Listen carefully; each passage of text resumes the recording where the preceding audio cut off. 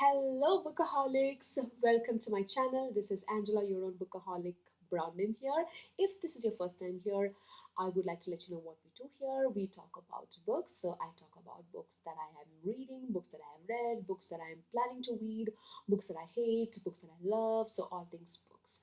So if you are a bookaholic like me, please do not hesitate from subscribing to my channel, and also please like and share so that like-minded bookaholics like you and me can discover my content.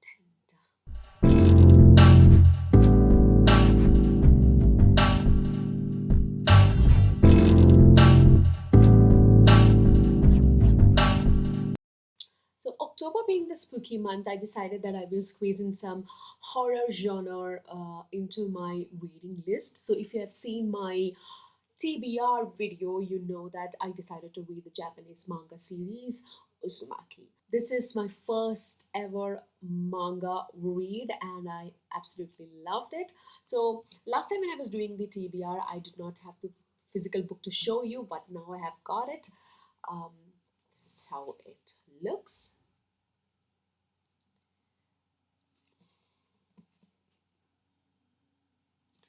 And it's a chunker. You can see there are around 650 pages.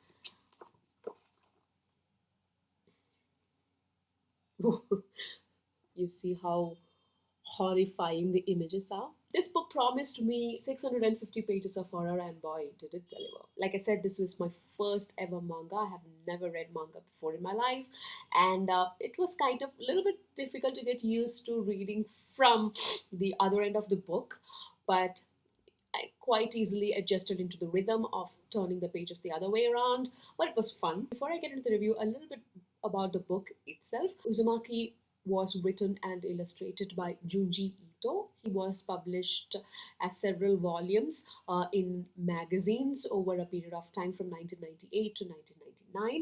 I have a question to people who are familiar with Uzumaki or manga in general. Basically, the entire book is in black and white, as you can see. However, somewhere around the middle, I don't know for what reason, there were like a couple of pages. Oh yeah, yeah. So around 3 or 4 pages which were in color. So chapter 13.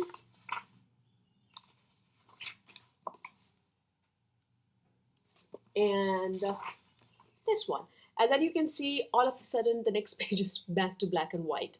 So I'm not sure if I received a botched copy and this is supposed to be entirely in color, or whether this is supposed to be entirely in black and white, and somehow there were colored pages inserted randomly in the book. So please let me know. I'm very curious to know why that only the 4 or 5 pages were in color. So the plot of the manga is like this. So there is this town called Kuroso Cho. I'm sure I butchered it. But in this town, there is this our main protagonist. Her name is Kiri. I hope that's how it's pronounced, and her boyfriend Shuichi. Now, they both start observing strange things happening in the town, like people getting obsessed about the simple spirals. It starts with Shuichi's own father. He starts getting so obsessed about the symbol spiral, and wherever he sees a spiral, he can't help it. He starts just staring into it endlessly, and at the end, tragically, he himself falls prey to this obsession and he passes away. And they take him to the crematorium and cremate him, and they notice that the smoke or the ash that is emitted from the crematorium also takes the form of a spiral and moves to the center of the lake, which is the only lake in the town. Then they start noticing that there is some kind of whirlpool also, which is also the form of a spiral in the lake where the whole smoke disappears into. And these kind of strange incidents keep happening from there, and what they don't realize is that this is the beginning of an unfortunate apocalyptic curse that is going to haunt the city or town, and it will completely engulf and destroy this town and its people. strange things keep happening, like I said, like people turning into snails if they are too slow and cannot catch up with the rest of the crowd. Everything that's happening is related to the symbol of spiral somehow. Basically, at the end, the whole town gets consumed by this spiralized curse that's haunting this town. That's the whole plot of this manga. Junji Ito just does an amazing job in creating these horrifying, grotesque imagery in his illustrations. You feel like gross about it, but you still want to keep reading. As in when you turn the pages, it does get worse and worse, and there is no hope at all. Junji Ito, the creator, he got inspired by mundane objects like mosquito coils and the water flowing out or draining out from the bathtub, and food with spiral patterns and snails, etc. So he researched on this subject of spirals, and then he elaborated the story to convert it to this horror phantasmagoria. Let me tell you some of the things that really disgusted me. It could be kind of a warning for you if you are disgusted or repelled by these things. Maybe this is not the book for you.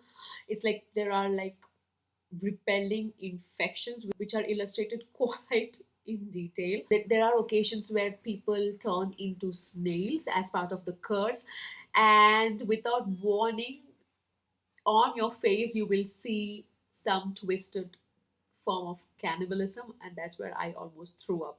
So yeah, that's kind of a trigger warning. And also, oh my god, there were some creepy children. It's kind of my pet peeve. I don't like creepy children. I mean, I get very scared when children act creepy in horror movies and thriller movies. So, for example, I remember watching Orphan, the movie, and I mean, she's not a child. We know that after the fact, like, at the end, towards the end of the movie. But while watching it, it creeped the hell out of me. That movie and that girl who was doing that, all these creepy stuffs. So yeah, so there are some creepy children out there doing some really nasty, destructive things, which will really annoy you. So, so if you are turned off by these things, maybe this is not the manga for you. But guys, I would still say go for it. It was a wonderful experience, and I think I am ready for more and more manga. So, coming to the message of the whole book, I cannot say much without giving out spoilers, but there are definitely references to Taoism, there are references to the cyclic nature of life and death itself. That everything in nature is cyclical or spiral in nature, and the destruction of nature is also inevitable, and the gap between two destruction is the time that is given for us to develop and reconstruct civilization. Even though we don't know we are reconstructing it, we think that we are constructing it. But yeah, so these kind of subtle messaging is of course there, and that's what I will take away from this book. Hey guys, so what happened is I did the recording. I you know wrapped up my work. Then I feed some street dogs here, so I finished the street dog feeding, and then I came back and then I fed my own dogs, and then took them for walking, and all that stuff's done, and sat down for editing just now, and then I realized that I had not recorded an outro. So here I am doing an outro because I thought it was impolite to leave you there hanging without an outro. So that was today's video. I hope you liked my very brief uh, review of Uzumaki, and I hope you read it and let me know what you think about manga book. I am completely impressed by my first ever manga read, and I will definitely read more and more manga in the future. So this is Angela signing off. Until next time, bye bye.